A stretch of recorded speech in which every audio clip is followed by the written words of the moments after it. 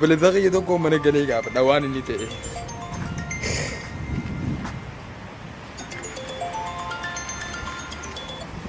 عثمان جالتني انتو كان يقروا ابو فاتيا قال كبر بعد غاغنا ابي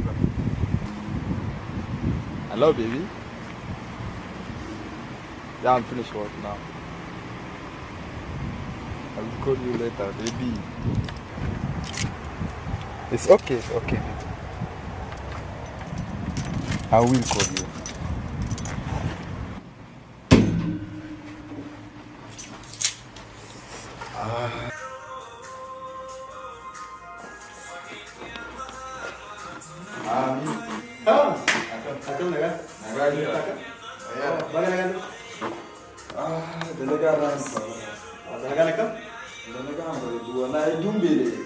Oke. Yang ini tidak.